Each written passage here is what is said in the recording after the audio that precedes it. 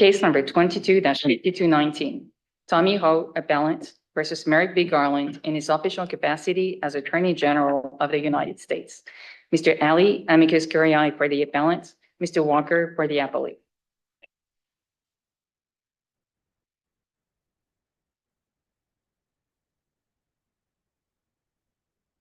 Morning, Mr. Ali, whenever you're ready.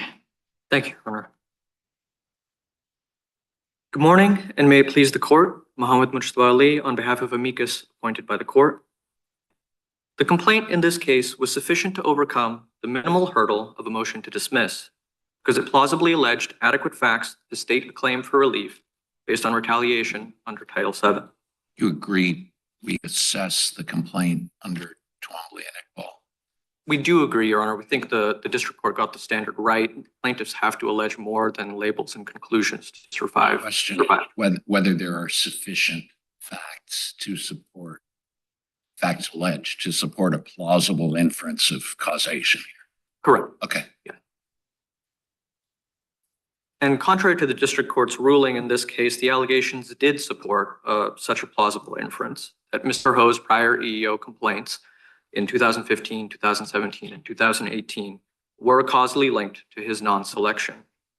Mr. Ho alleged that 3 of the same individuals who he had named as responsible management officials in those prior complaints were then later involved in his non-selection.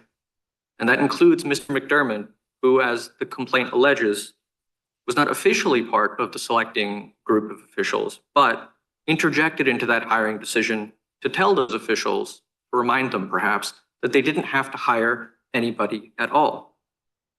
Now, why does that move the needle for you? That's just repeating a prior fact that was baked into their decision. It's not specific to any one applicant.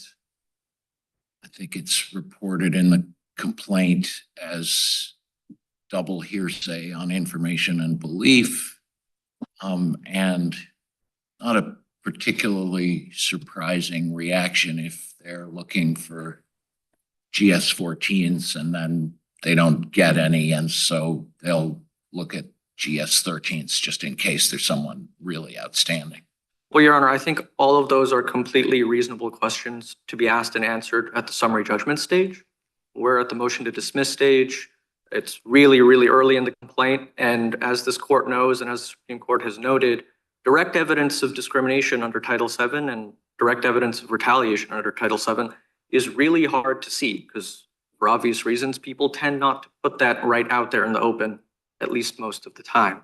And so before discovery, before plaintiffs have an opportunity to look behind the curtain to see what may have been said in private, in emails or otherwise, or to depose individuals and see what they have to say about what may or may not have happened, it's just premature to be asking those evidentiary questions as opposed to accepting the allegations as true and drawing all reasonable inferences, such as the inference that perhaps Mr. McDermott was saying all of this with a wink and a nod as to Mr. Ho's prior complaints and perhaps not wanting to hire someone who has aggravated you and 2 other people on the selecting panel in the past. And I think all of those things, they may not ultimately be borne out, but at the complaint stage, at the motion to dismiss stage, Mr. Ho was certainly entitled for the district court to draw those inferences. The wink and a nod test really is not any longer alive. It may have been in years past, but I don't see the case law and motion to dismiss law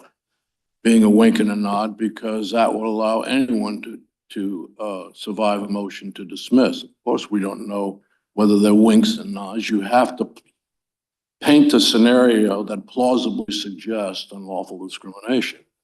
The district court is saying that that painting was not rendered here.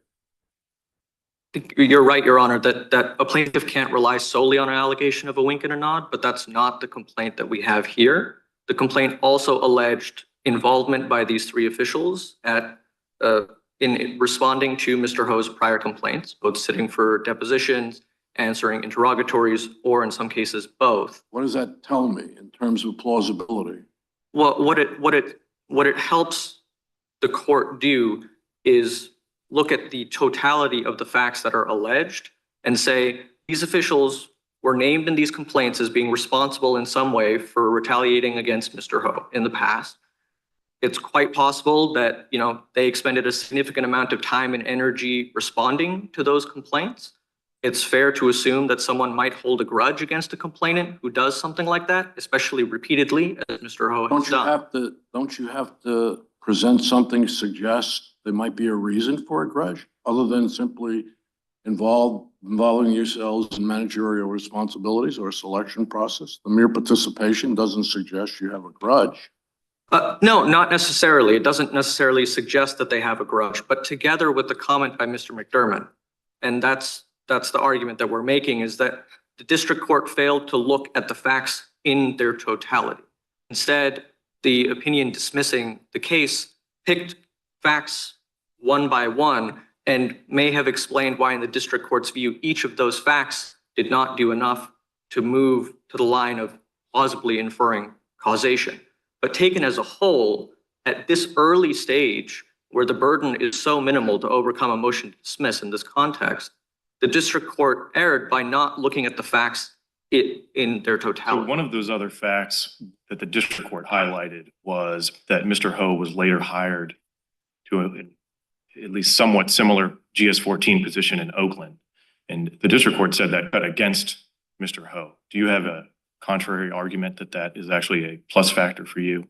Yes, I think though that fact could reasonably be inferred either against Mr. Ho or for him. At this stage, it actually should have, as a matter of law, been inferred in his favor. If you had a separate set of hiring officials who looked at the same candidate for a similar position and concluded, he's qualified, we like him, we should hire him, he can do this task, that tends to show there may have been some other reason why he was not hired for this position. And it could be evidence of retaliatory animus and pretext. So in your theory, any one of this group, none of whom were selected, any one of them had a viable claim of discrimination that would survive a motion to dismiss? No, not necessarily. We don't know any facts about... What do you think distinguishes them from Mr. Ho? Well, two of those individuals had separate disqualifying factors, as the complaint alleges, so they would fail on another element of the claim in terms of being able to prove that they were qualified for the position they were seeking. So that would support a motion to dismiss or a motion for summary judgment, depending on when the government brought the motion. And then there may have been one other individual. The other individual, there were 4 individuals who had applied. Mr. Ho seemed to suggest in the complaint that that person had also raised prior complaints. It's feasible that that person may also be able to state a claim, but we certainly don't know, and I don't know from the record what that person's history is, what claims they may or may not have brought. But at least as to 2 of the individuals, they were disqualified based on outside reasons that weren't told to Mr. Ho and therefore aren't in the record, aren't in the complaint. Is there any particular case you would point us to as allowing a claim to proceed past a motion to dismiss on similar facts? Or do you think that this is just a unique case? I think this is not the ordinary case, but I don't think it's an entirely unique case. One case that does have similar facts, although not entirely on point, would be Bugs v. Powell. That was a DDC decision. And there you had 7 months elapsed between the protected activity and the non-selection. And there, what the court did was take a look at the facts as a whole and said, it's noteworthy here that the supervisor who decided against selecting this applicant was also involved in an ongoing investigation and complaint by that same individual. And you have something similar here. It's not entirely clear if the complaints were still ongoing or not from Mr. Ho's complaint, but you certainly have involvement by the same selecting officials, both at the stage of responding to the complaint and at the stage of the non-selection. And I think that differentiates this from a lot of other cases where all you have is you have knowledge by the faceless employer, if you will, if it was ATF or the Department of Justice or some private employer company, because someone at the company was aware of the complaint when it was filed, versus here what you have is the very specific individual human beings who were involved in the later selection and who, in Mr. McDermott's case, intervened to Mr. Ho's detriment to remind them they didn't have to pick anybody, who were also involved. Strong points against point is the temporal link really is not showing here, as is required by the case law. Is it 10 months? And we normally talk 3 to 4 months. I don't know how you overcome that. That's facially clear. It is clear from the complaint that you have 10 months, 10-month gap between the protected activity and the non-selection. But the case law that suggests there's, an outer bound limit, no bright line rule, but an outer bound limit, admittedly, of 3 to 4 months. Those are cases where plaintiffs are relying on nothing other than temporal proximity. The case law also says that is only one way that you can prove causation.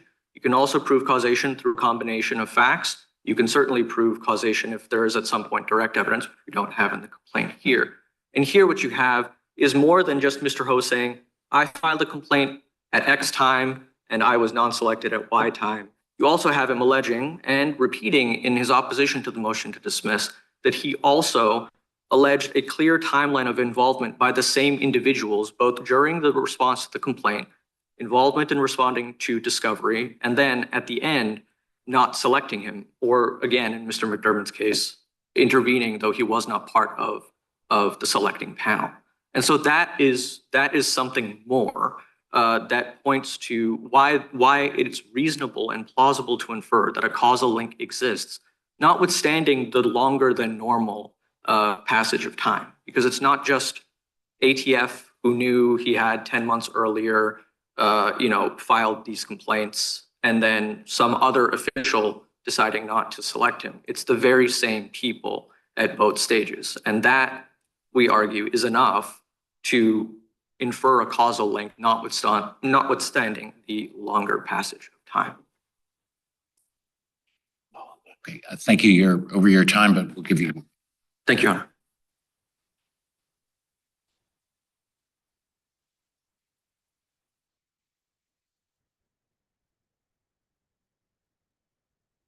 Mr. Walker, good morning. Good morning. May it please the court. Johnny Walker on behalf of the Attorney General. Your Honors, Mr. Ho's complaint failed to allege facts that would plausibly give rise to an inference of retaliation. Instead, what he describes is a routine personnel action that is free of any reasonable suspicion. Amicus focuses not on any action that occurred with respect to the decision makers on the interview panel or the personnel action itself, but with actions that he took. His filing of prior discrimination complaints and his involvement and direction of those discrimination complaints in some ways at some of the people on the interview panel. Now, those actions by Ho do not permit the court to make a reasonable inference about the motivations and causation of actions by others. To conclude otherwise would be to assume effectively that any individual involved in any way in a retaliation complaint at any point in time will retaliate unlawfully against the individual. So are you disputing that it must at least make some difference, right, between the normal case where you've got a prior complaint that's about someone entirely different in the agency, and this case where the prior complaint is about the decision maker, right? Shouldn't that at least count for something in terms of suspicion about whether there might be retaliation or the potential for retaliation going on? I don't think it counts at all when you come to the third element of a retaliation claim, the causation element, because that was a decision by Ho. That was an action undertaken by Ho. And it does not reflect in any way on what motivated the individuals who were involved in the interview panel. In fact, one of the individuals, Mr. O'Keefe, who was involved on the interview panel, Mr. Ho alleges that he involved him in a discrimination complaint as early as 2015. And Mr. O'Keefe, during that entire time period, served as Mr. Ho's second-line supervisor. Yet he is unable to present one allegation that at any point in those intervening 4 years, did Mr. O'Keefe do anything to indicate that he harbored any retaliatory animus towards Mr. Ho. And he certainly doesn't indicate that Mr. O'Keefe did anything during the selection process that indicated that his decision in that selection process or his part in that decision was animated by retaliatory animus. He certainly does not have sort of direct evidence of hostility otherwise. But I guess my concern stems from the district court doesn't even mention this fact. And I might agree with Judge Walton's explanation in Bugs that it is just different if what you have is a decision maker who has been specifically targeted by this employee in the past, that it has to at least count for something. It's not going to be sufficient on its own it seems like a material difference from just being aware that this is someone who's filed a complaint against someone in a different division, a couple months ago. And even that is enough to state a claim. I acknowledge that it's different, certainly, Your Honor, that this individual was involved. But I mean, again, Mr. Ho does not allege how the individual was involved. He just alleges that they were involved in some way. Doesn't allege that he actually accused those individuals of discrimination. And if you take a look at the other pending litigation in district court, Judge Sullivan wrote an opinion in which he sort of outlines the factual background of Mr. O'Keefe and Mr. McDermott's involvement in that 2015 discrimination complaint. And it's clear that Mr. Ho is not accusing them of any discrimination. Okay, That opinion I by just had a question about some of the other allegations that the district court didn't address. And I want to hear your response to them. So it's sort of a constellation of other factors. One is that we have Mr. O'Keefe saying, you were fully qualified and have all the requisite experience. That's in the complaint. And the reason for denying him is a subjective reason. You didn't do well enough in the interview. Can't be checked. That's the kind of subjective explanation we've said in cases like Hamilton that we can be skeptical of. And he also alleges that there was a strong need to fill this position. So sort of putting those together, you might say you had an employer who really wanted to fill a position, and he had before him a very qualified applicant, but ends up rejecting him for a subjective reason. And it just so happens he'd been previously targeted by this employee in protected activity. I know there's a lot built into that, but none of those facts are addressed in the district court's opinion. I'm just wondering what your response to the various, saying he's qualified, showing there was a need, and then denying on a subjective basis. I do have a couple of responses to that. And one has to look at the entire sort of selection process, which is sort of spelled out in Ho's complaint. There's an initial screening process that's conducted by Human Resources in which it determines which applicants are qualified for the position. That typically means that they are the requisite GS level. They have the requisite number of years experience as a special agent. Now, Human Resources deemed Mr. Ho and 3 other applicants qualified for the position. I agree then that HR statement doesn't count for much. I Right. think it's O'Keefe's statements. That is a qualifications decision. And Mr. O'Keefe just said that they were qualified, which refers to the decision that was made by HR. After that HR screening decision for minimal qualifications, they then go on to the interview panel, which looks at the resumes submitted, conducts an interview. And what Mr. O'Keefe said is that Mr. Ho and all 4 applicants were qualified. But following that interview, that Mr. Ho and 1 other applicant was deemed unsuitable for the position, and that 2 were disqualified by outside factors. Now, I want to note that this court sometimes deems shifting explanations in an employer's reasons for rejecting an applicant to be circumstantial evidence for discrimination. But here, the exact opposite is true. Mr. Ho alleges in his opposition to the government's motion to dismiss that he later obtained the interview notes during the administrative process on his retaliation claim here. And those interview notes are entirely consistent with the explanation that Mr. O'Keefe gave to Mr. Ho following the selection process. I also want to address Your Honor's question about subjective reasons. And I don't think there's anything to suggest that Mr. O'Keefe provided Mr. Ho subjective reasons. Mr. Ho doesn't go into sort of a detailed explanation of precisely what the reasons coming out of the interview that he was deemed unsuitable for the position. It's just an allegation that he was deemed unsuitable. That I don't think there's enough there to conclude that those reasons were purely reasonable. If it's a reasonable inference from the complaint that he wasn't left in the dark about why he wasn't selected. He was specifically told you did really well on some questions, but not well enough on others. And so that's not enough. I mean, doesn't that sound subjective?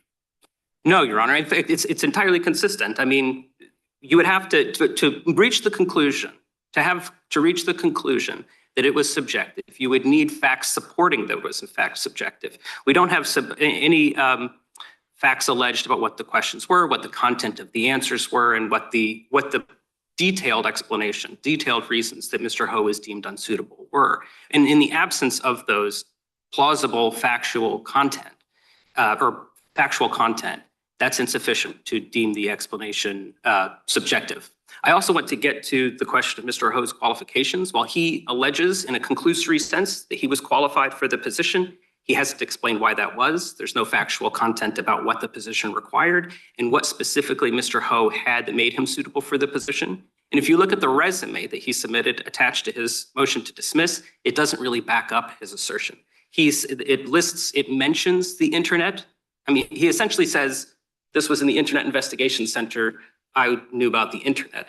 But that resume shows only 3, by my count, investigations that even mention the internet. And they do so in a context simply saying that those investigations involved firearms that were trafficked over the internet. It sounds They like- don't show that Mr. Ho actually used the internet as an investigative method. It sounds like you're asking for a lot more detail than we actually typically require of a complaint. You certainly need factual allegations. But for example, paragraph 26 says, O'Keefe stated he was aware that plaintiff has experience in conducting internet investigations. Elsewhere, it says he agreed he was qualified. So if you're sort of inferring that he didn't adequately show that he had all of the requisite experience for the position, that seems like that might be true. But it's certainly not, it is certainly still a reasonable inference that he had all that experience from the complaint, isn't it?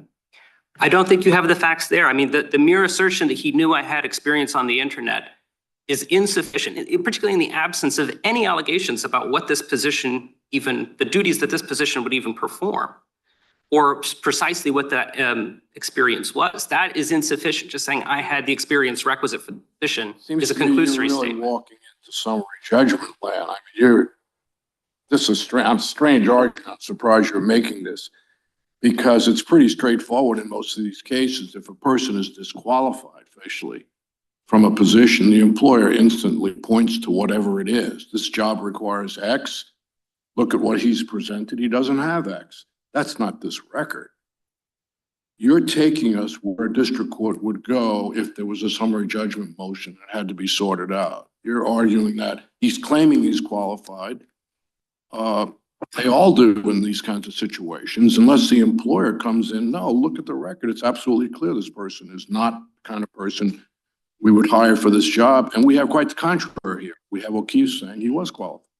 It's a strange argument. I mean, it looks like summary judgment when you argue the case this way. The argument I'm making, Judge Edwards, is that Mr. Ho must present facts at the motion to dismiss phase, facts in his complaint that give rise to some He said, I'm inference. qualified.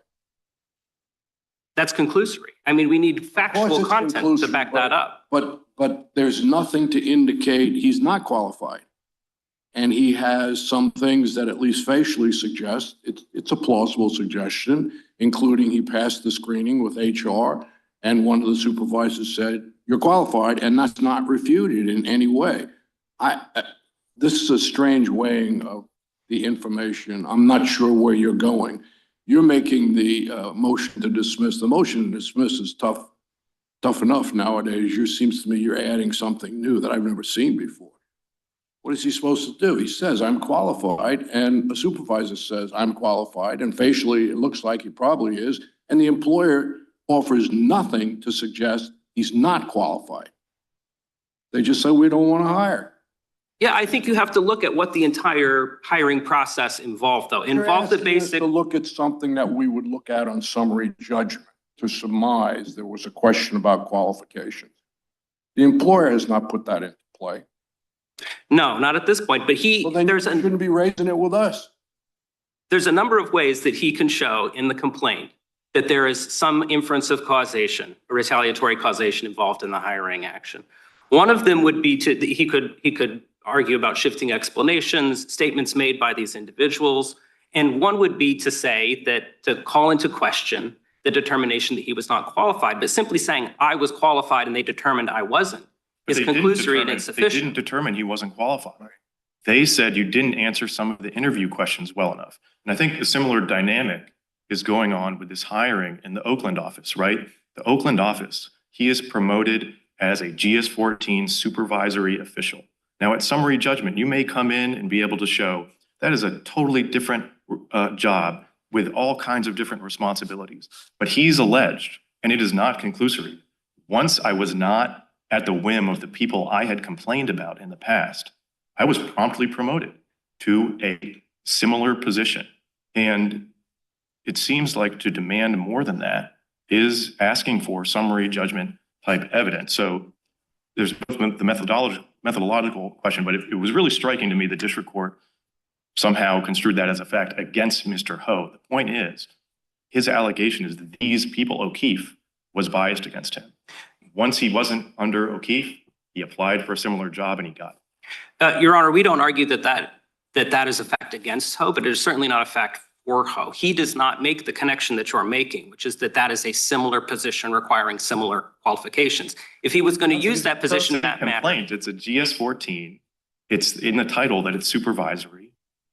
Your Honor, this court said in Atherton that the obligation of pro se plaintiffs is unchanged. They must allege plausible facts supporting a plausible claim for relief. If he was going to make the connection with that promotion, which he doesn't even argue it in that sense, he provides that promotion in background information in his opposition to the motion to dismiss. If he was going to make that argument that that promotion is somehow inconsistent with his non-selection for the Internet Investigation Center position, he would have to set forth the facts plausibly supporting that inference. He has not done so. He hasn't even attempted to make that argument.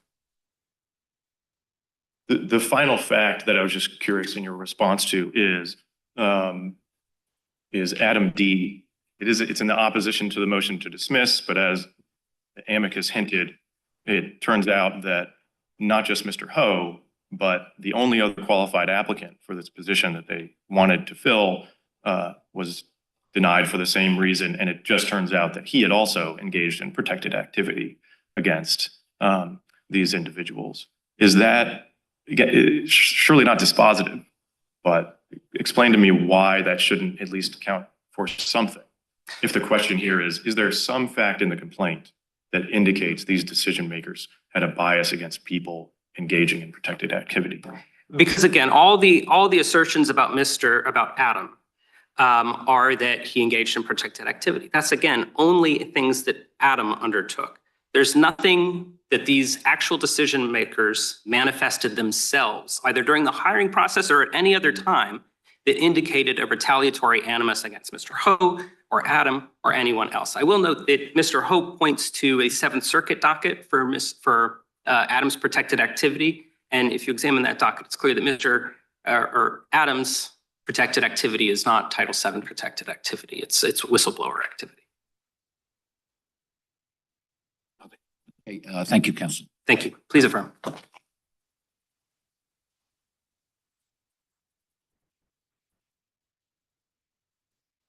Give you 2 minutes. Thank you, Your Honors. I'd just like to touch on a few things that my friend on the other side said. First, it struck me as odd that the government is making the argument that this somehow didn't involve actions by selecting officials and somehow that relieves them of the burden not to retaliate against individuals. It's definitely true that Mr. Ho is the one who applied for a position. That's how job applications work unless you're lucky enough to get headhunted. But that doesn't mean that an eventual non-selection couldn't be a retaliatory act. So I just wanted to note that. The second thing I wanted to note is, as some of the argument has indicated, this is not an appropriate case for dismissal at the motion to dismiss stage. There's a lot of questions about facts and what was and wasn't happening, what the animus of a particular individual may have been, whether people were qualified or not. All of that is appropriately done after discovery has concluded. And of course, the district court is well within its discretion to appropriately cabin discovery. If there are threshold questions that need to be answered, and if they're answered one way or another, it's quite possible the government may succeed on a quick motion for summary judgment. But those are all factual, evidentiary questions that need to be resolved at a later stage. And this certainly isn't a case that was fit for dismissal with prejudice. This is a pro se plaintiff who, yes, has the same legal burden in terms of alleging a plausible complaint, but the district court was still duty-bound to read the complaint as liberally as possible without making specific legal arguments for plaintiff. And the court did not do that here. Instead, the court seemed to pick and choose specific facts and weigh them, perhaps fairly, perhaps not, against Mr. Ho, when there were similarly reasonable inferences that could have been drawn in his favor. Looking at the factual allegations as a whole, this was a complaint that plausibly alleged retaliation under Title VII. It should not have been dismissed. It should have been allowed to go to discovery. But at a minimum, Mr. Ho should be allowed to go back and replead his complaint with greater specificity. Did you ask for dismissal without prejudice as a fallback? I don't know for sure, Your Honor, if it was an argument made in the initial brief. I'll be completely clear. But it certainly was mentioned in the reply brief that this was not a case that should have been For the dismissed. district court? I don't know if Mr. Ho argued it before the district court, but we were assigned Oh, right. on appeals, so we weren't trial counsel. Okay. Do you acknowledge that an employer can permissibly say, you were not hired because we weren't impressed during the interview? Yes, entirely permissible. Do they have to somehow present objective type evidence to prove the point? Or can they say, we interviewed and we weren't impressed? Once we're talking about an evidentiary standard at the motion to dismiss stage, not necessarily. Sorry, at a motion for summary judgment Yeah, stage, yes, not yeah, the motion necessarily. to- Yeah, that's But at the exactly my motion to point. dis- Why, if that's all you have to say and there's nothing more you need to do to amplify it, the employer said that. The reason Why that's should I doubt that? the Whose burden is it now? If the employer can offer that as a reason and need not say anything more, I didn't do it for me in the interview. And the employer has to say more. I thought you were saying the employer does not have to say anything. No, an employer can permissibly choose not to hire someone for subjective reasons such as they weren't impressive enough in an interview. Right. But to the extent that evidence shows that that was pretextual, they have to Whatever. explain why it's not. The lack of a temporal connection. We actually don't have any evidence at this stage Well, because we're but you still, have to assert something, don't you, to survive a motion to dismiss? yes. That would cause us to think you might be able to overcome it if we let you go back. In other words, you got a real problem with the lack of the temporal link. And now the employer comes in and says, I wasn't impressed in the interview. No one's contesting that. What more does the employer have to say? I think, one, Your Honor, the temporal link is not as much of a problem in this case because you have the added facts of the involvement of the same individuals at the earlier stage and at the non-selection stage. The 3 to 4 month outer bound cases involve cases where complainants are alleging retaliation based on nothing more than temporal proximity. But the case law, both in this court and in the district courts in the circuit, have made clear that there are other ways to plead causation. And Mr. Ho did that here because he pled the additional facts of the involvement of Mr. McDermott, Mr. O'Keefe, and the one other individual who's involved in selection, both at the stage of responding to his initial protected activity, those complaints, and being named in those complaints multiple times, and in his ultimate non-selection. That's, for lack of a better term, a plus fact, in addition to just saying, All right, This is- I may this is be the time. beating a dead horse, but I'm curious to know your answer. If it goes back on summary judgment, what would the employer in this circumstance be required to say other than what the employer said? We weren't impressed during the interview. Yeah, I know. We were involved previously. We had not been engaged with Guy for 10 months. There were no interactions, nothing whatsoever. We had this arrangement. He interviewed, he didn't impress us. And that's that. I think at motion for summary judgment, if that's all the evidence shows after discovery has concluded, the employer will rightfully succeed at summary judgment. But we don't know that that's all that discovery will show. It's entirely possible that once Mr. Ho has the ability to seek discovery, he could discover internal communications about him, he could discover emails about him, he could discover messages between the individuals on the selecting panel discussing that, he might be a borderline case, but he's also a real pain because he keeps suing us. All right, I And we understand. don't know I that. was just curious as to how you were thinking it through. Thank you. Thank you, counsel. Mr. Ali, this court appointed your firm as an amicus to help us work through the issues in the case by representing Mr. Ho's side of the case, and we thank you for your very able assistance. Thank you. The case is submitted.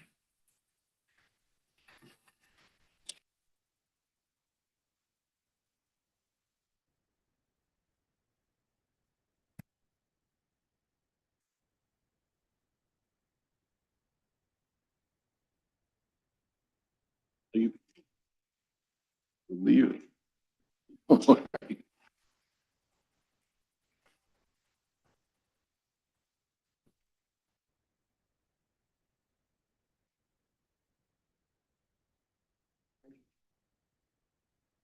Case number 23-1029 et al. CP Anchorage Hotel 2 LLC, doing business as Hilton Anchorage petitioner versus National Labor Relations Board.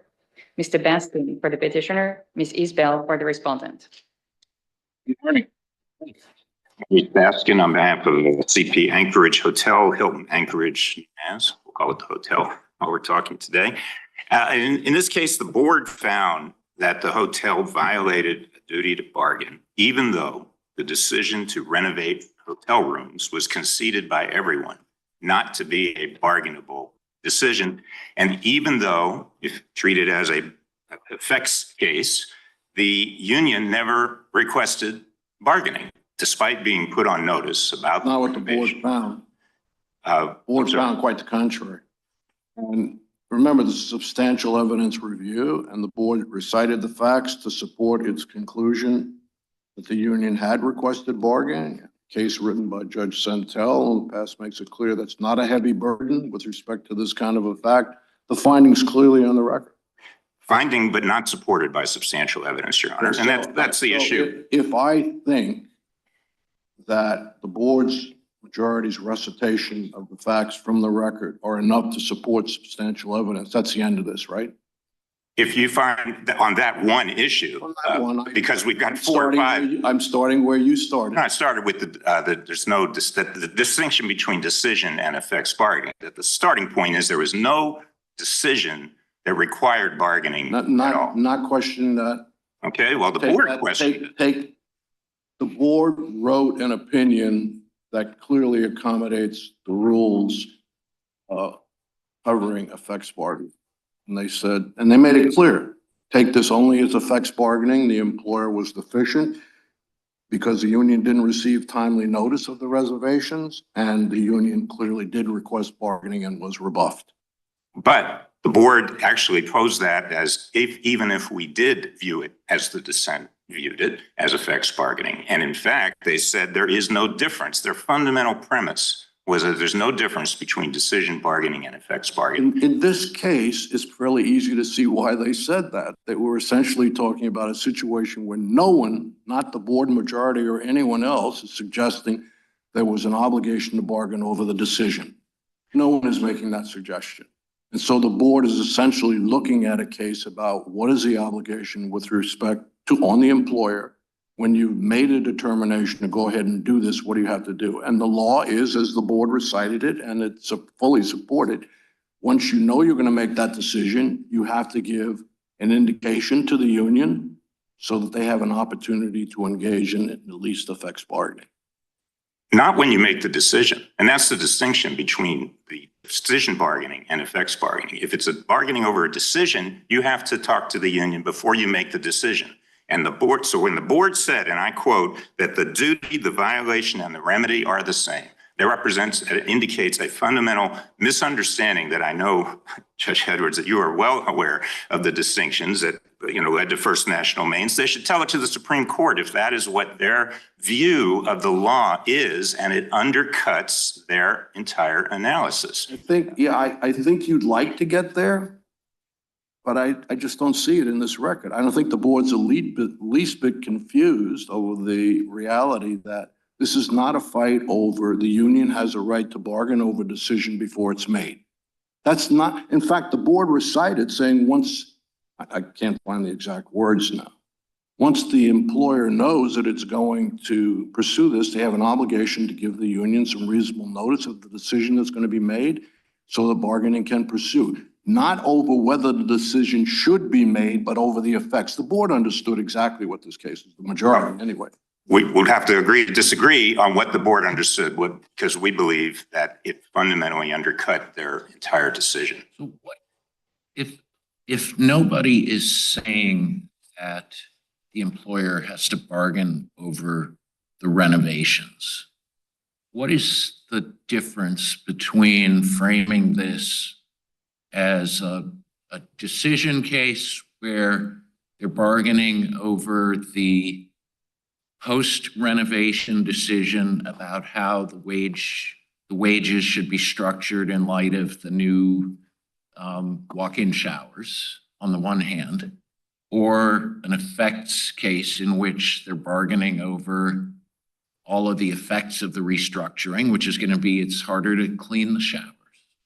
Seems like either way, you're bargaining over the same set of issues. Well, the big difference is that the employer in this case had no expectation that there was any effects, that there were any effects. And having put the union on notice repeatedly, starting in March of the year before it happened, they were not notified that there were any effects to discuss. Whereas in a decisional bargaining situation, the employer has an obligation to determine what impact there is.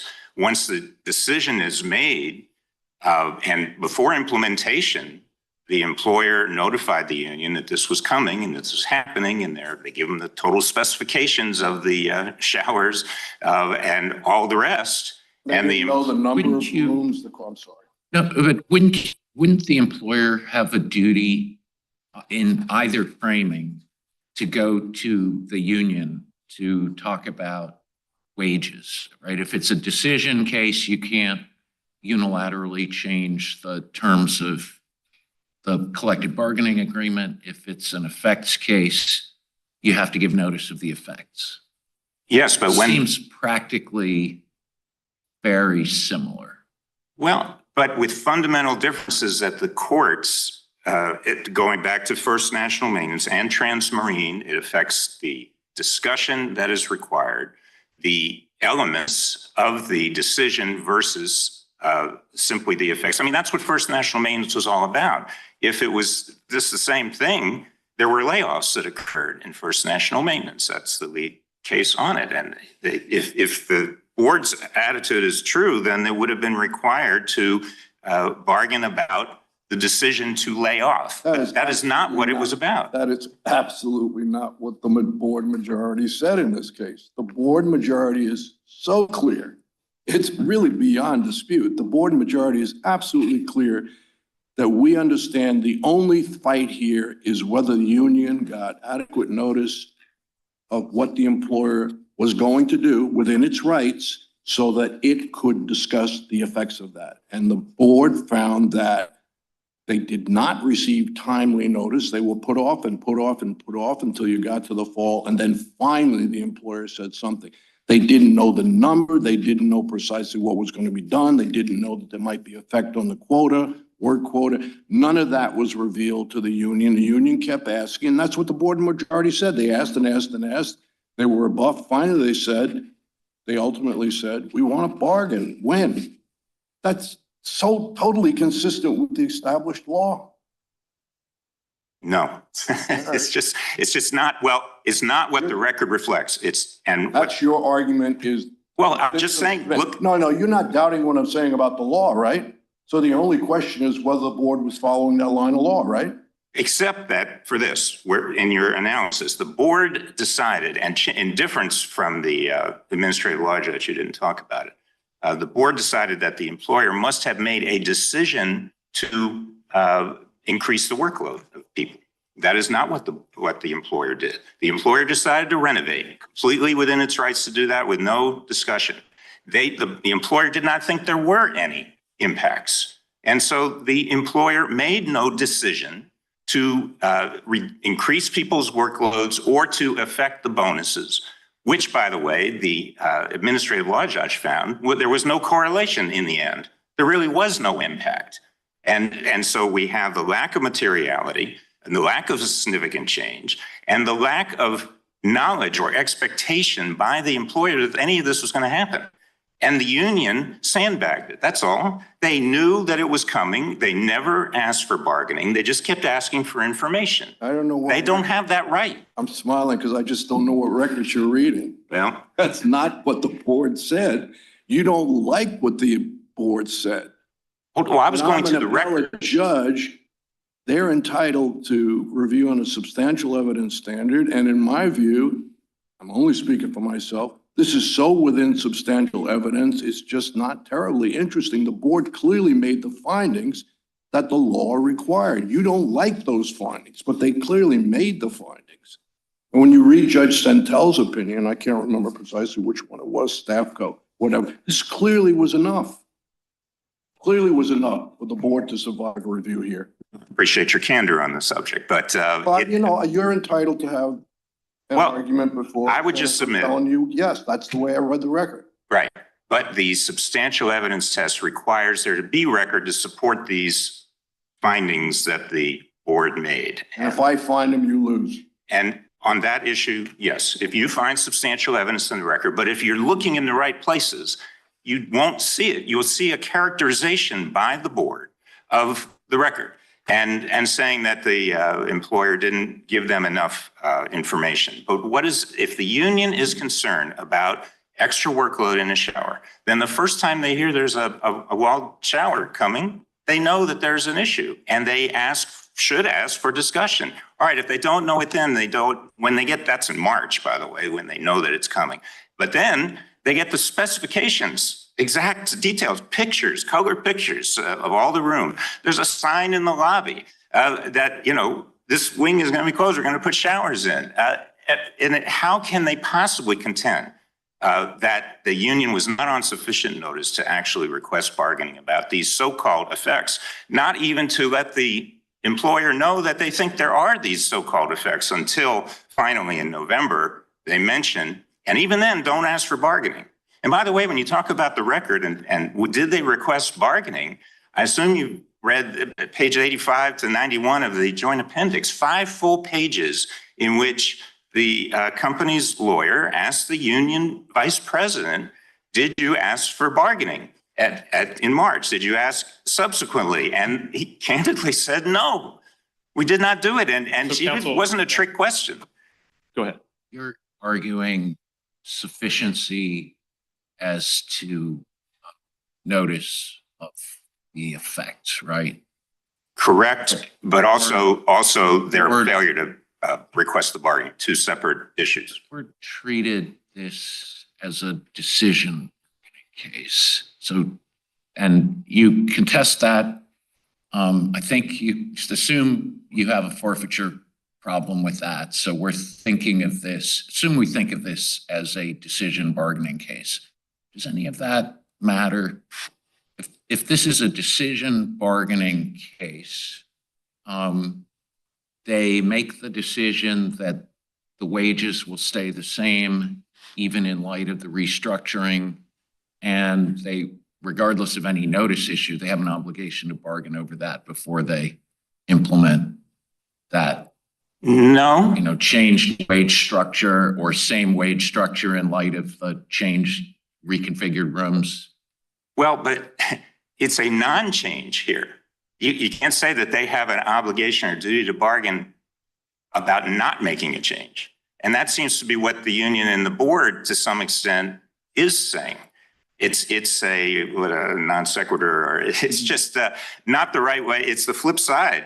So if we think of it as a decision case, your argument is there's no evidence of this second decision as to wages. There's no evidence that there was a decision at all as to making any change in the wages or their work load, which the testimony from the employer is consistent throughout, that they felt it would be lesser of a load, no more bathtubs to clean.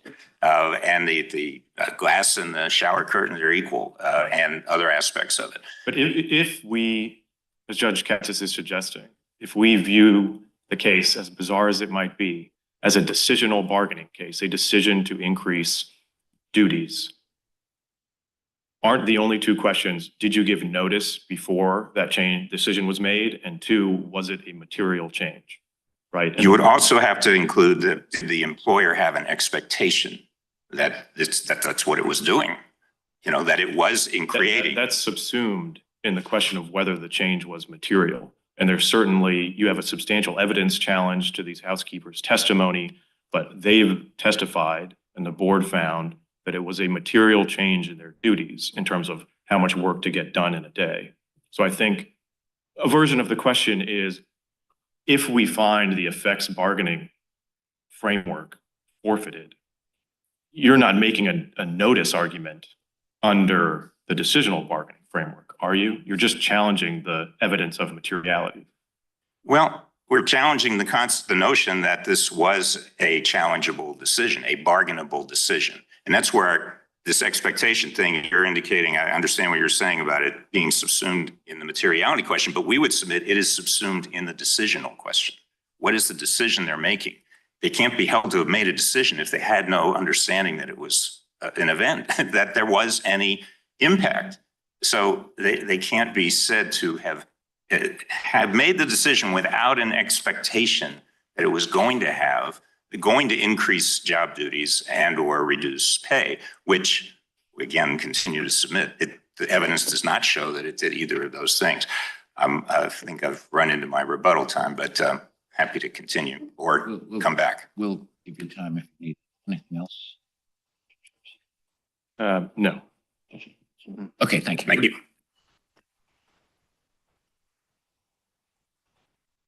Hear from the board. Good morning. May it please the court, Kelly Isbell here on behalf of the National Labor Relations Board. My colleague has framed this as an effects bargaining case, but that issue was not presented to the board below. Could it be anything other than an effects bargaining case?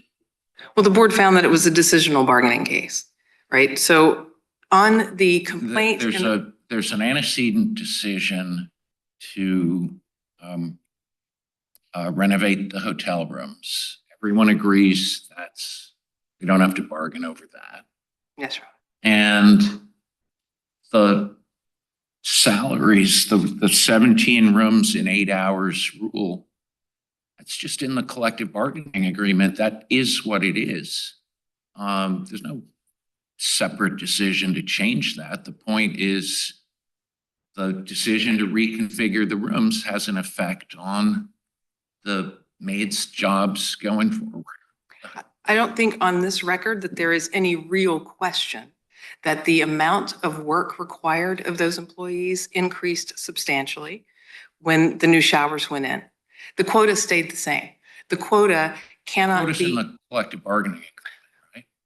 Not exactly, Your Honor. 17 It's in rooms in 8 hours. I thought it was. It's in a last, best, and final contract that was implemented after impasse. Last, best, and final offer. And they're Right. allowed to There's no, implement. yes, there's no allegation that the If they implementation was passed, they can implement. correct. So it's not exactly a collectively bargained contract anymore. It's a unilateral imposition. Right, but that's still the rule that they're operating on. That's still the rule they're operating under with the bathtubs, right? So the quota was imposed at a time when all of the rooms had bathtubs, and it took a certain amount of time to clean these rooms. You could do your 17 rooms, and you might be able to do a couple more and get this bonus. Once the glass showers went in, that workload increased, and the quota was no longer exactly tied to the amount of work. Would you be making the same argument if 17 rooms, 8 hours was just a clear, bright line rule that had been stated in a collective bargaining agreement? On these facts, I don't think so, Your Honor, because the amount of work increased. So an employer has to bargain, collective bargaining agreement or no, as long as there's a union, they have to bargain over any kind of increase in work duties, additional work duties, changes in work duties. They have to bargain about that. The fact that 17. Well, they have to bargain over decisions that affect terms and conditions, or they have to bargain over effects of business decisions. Yes, Your Honor. It seems much more like the latter. So now we're talking in terms of the theory the board used. Right. Yeah. And I'm not sure why it matters, but the case has a very artificial feel to me if we are forced to think of an effects case as a decision case. Your argument, but what I keep coming back to in my mind is, there's a Supreme Court case once that said you can't bind a court to apply a field. I mean, we're just thinking we have to think about this case in a very artificial way. And I'm trying to, Why does this matter to you? In this I mean, it particular, seems to me we're talking about something of no particular consequence when you're thinking about the obligation to bargain. in this particular case, it does not matter. As the board explained, the duty, the I violation, mean, the remedy. in this everyone's case- conceding there's no duty to bargain over the decision to renovate. So that's off the Right. table. It's off the table. So there are other things that we're talking about, the quota work and, pay for the work you're doing and the consequences of the decision that the employer could make, all of which are normally within the realm of bargaining, at least as I understood it. That's no big deal. They're within the realm, however you characterize them. I was actually kind of amused. I guess I had forgotten. I didn't even know we were fondling these effects bargaining, of course, because that in some cases has a big consequence. I don't know why this matters here. It doesn't matter in this particular case. There are cases where it matters. let me ask you, I largely agree with that, except maybe for the threat point. Okay, If you think that there was this second decision to keep the same quota, notwithstanding the increased work, then when they go to the employees and say, this is the rule, you darn well better follow it, that's a threat.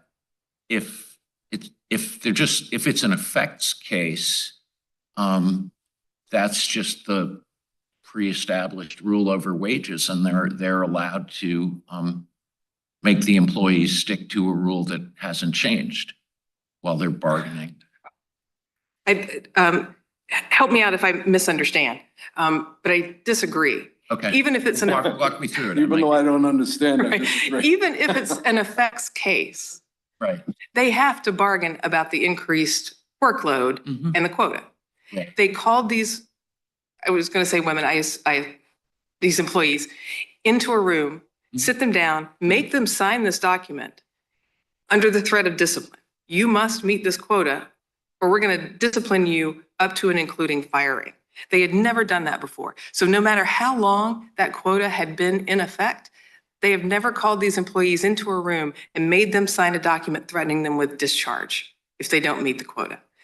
This threat came after the employees had told the employer, this is hard, it takes longer, and it hurts. No, but what's important here in answer to my colleague is that they did this without ever discussing with the union the consequences that were going to flow from the decision. That is, the workload is going to change. And so what's in the collective bargaining agreement may look facially applicable, but it's not. There was a perfectly reasonable request the union could make to discuss that. Because even though the contract written to deal with a different circumstance is there, the union's claim is it's not the same circumstance, and under established law, you have an obligation to discuss this with us, whether you call it effects or decisions. You have to discuss it to a point of impasse, right? Yes. Short answer, absolutely. That's my recollection of the law. You have an obligation to discuss the impasse. You may lose it, but you have an obligation to discuss. Yes, Okay, absolutely. but what happens in the interim while they're discussing this and the housekeepers are cleaning the rooms? You mean, How are they paid? Under what terms are they paid at that? well, literally in this case, I would have to think about that. If they were bargaining, and then it might work itself out, right? I mean, the issue is some of the housekeepers asked not to, in terms of the money, the issue is some of the housekeepers asked not to have to do the showers because it was too hard, and those requests were granted. So other housekeepers had to do the showers, and the amount of money they would make would decrease, while the amount of money the ladies who got out of the obligation, they could get so without looking at a compliance document and figuring out who did which rooms when, I don't know that I can answer No, your but question. my colleague's asking what would happen. What would happen is what happens all the time. The employer would say, this is my position. And then The They would bargain. consequences will be, depending on whether you go to arbitration, go to grievance and arbitration and fight it out and say they don't have support for what they're now requiring, or you come to the board and say they failed to discuss this with us to an impasse over this issue. That's what would have happened. The employer would keep going on. The employers and threatening as well, and that's your position, is you can't threaten. You got to go through at least effects bargaining first before you start threatening anyone. But we're paying you under what we think the contract says. And then if the union wants to file a grievance, they can, or they can come to the board. What he said. Counsel, I mean, under effects bargaining, isn't the obligation to bargain before the effect takes effect? You have to give pre-implementation notice and opportunity to bargain. Yes. Right. So if the effects are already in place, if the housekeepers or have already for months been cleaning these rooms, isn't that There's too still late? room. Well, not for If they the, had initiated the bargaining, is your point, and maybe they just hadn't reached a new agreement yet, it could be okay? well, in terms of the housekeeper's work, it's never too late. I mean, they're still doing this hard work under a higher quota with the effects on the amount of money they can earn and on injuries. Remember, one lady was hurt her shoulders by doing this work. So it's never too late. So I think I maybe didn't quite understand. Even though the decision has been made or the effects have gone into effect, Right. they can bargain now. I mean, even after the union was asking for its information and requesting information about training, there was no training provided. That could happen still. The tools they were given to clean, the ladies didn't like those tools, so there's bargaining that could happen about the kind of materials they're using to clean the showers. All of that could happen, Your Honor. All right, so I have a different question about the effects versus decisional. Assume I agree with everything that's been suggested, that it's more natural to regard this as effects bargaining and that it doesn't make a difference to the outcome. But one thing it makes a difference to, isn't it, is what we're allowed to do as a court, right? Because we have these cases saying that 10E is a jurisdictional bar. So don't we, to have an opinion that affirms and enforces on an effects bargaining theory, don't we have to resolve the question of whether the company adequately preserved this in front of the board? In other words, we have to resolve your forfeiture argument, don't we? To reach an effects bargaining decision, yes. So at least that question is important in terms of the difference of these two analyses. And I think Judge Katsas's question was suggesting that this is a sort of a more fundamental legal error than we typically find forfeited. Do you agree with that? Well, I disagree. However, it might be easiest to conceive of the legal theories in this case. It was presented to the board as a decision. That's how the GC, the general counsel, pled the complaint. That's how the parties argued it below. There is no indication in the hotel's exceptions or its brief in support of exceptions indicating that it believed this was an effects bargaining case. And as I read their exceptions brief, they're arguing that it's a decisional case. It's how everyone understood it. In this particular case, it didn't really matter how the board decided the case because they have to bargain about the effect on the employees of that increased workload in the quota. The remedy was the same in this particular case. I may be misrecalling something, but I thought something in the company's papers from ALJ to the board clearly was suggesting that the issue really should be viewed as a matter of effects. And that explained why the board covered the whole framework when the board majority covered the whole framework when it decided the case. The company clearly, in my view, I don't think there's any forfeiture of anything here. It wasn't entirely clear what the ALJ was saying, but I thought the company then said, no, they viewed the case slightly differently. And the board in its decision dealt with both. Call it what you will. There's a failure of bargaining is what the board said. The only thing I see in their papers below that suggests effects bargaining is in the post-hearing brief to the administrative law judge. In their exceptions brief to the board, their argument is that the general counsel had to prove that holding the employees to the same quota when cleaning the new rooms was a material change in terms and conditions of employment. They don't use the word effects bargaining in their exceptions brief. Only in the brief to the ALJ, you have to raise it in your exceptions brief, or your reply and support it somewhere in the Form papers over you sent to the board. substance. I mean, they're arguing it in effect, so to speak. I don't know how it can be missed. The thrust of their argument includes claims about effects bargaining. But you all have suddenly, you're landing on magical words, and I've never even seen these in play much in all my years. They just, except for effects bargaining, which is a clear category. But these categorical distinctions here and suggesting they're meaningful, I just don't get it. In terms of when things are raised? Yeah, I mean, the employer clearly was suggesting the focus ought to be about effects, along with its other objections to what the ALJ was suggesting. And the board's decision is broad enough to cover both. Yes, to that last point. The board viewed what they raised in exceptions as not raising the effects bargaining argument. The board responded to Member Ring in his dissent. However, the board has given you a full-throated analysis of the effects bargaining theory in this case. So if you agree it was fully raised and there's no forfeiture, then you can affirm the board's decision based on the effects bargaining theory that the board provided. I see I'm out of time. Okay, thank you very much. Thank you.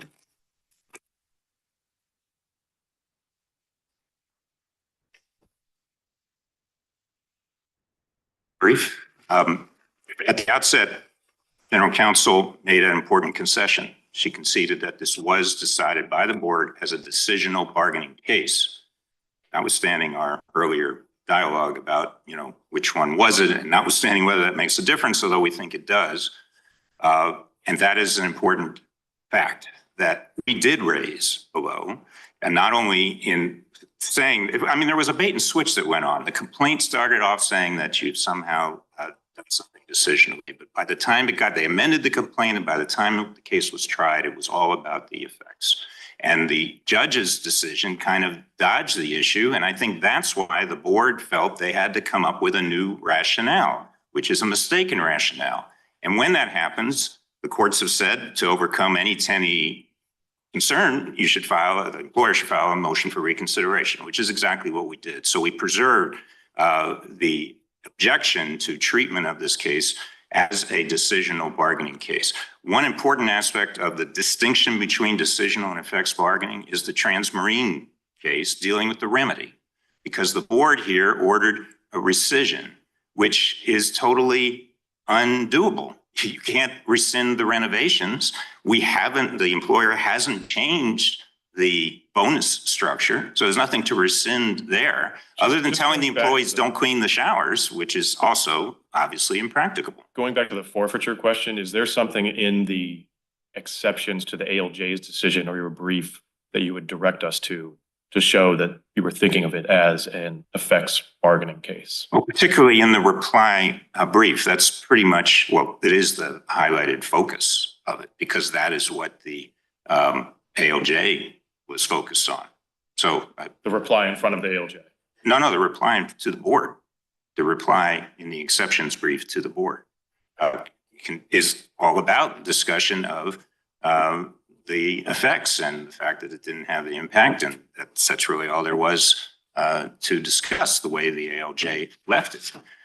So that's we would point you there, and would urge you to read again the testimony of the vice president, because the vice president, they did not request bargaining. Thank you. Thank you very much. Case is submitted.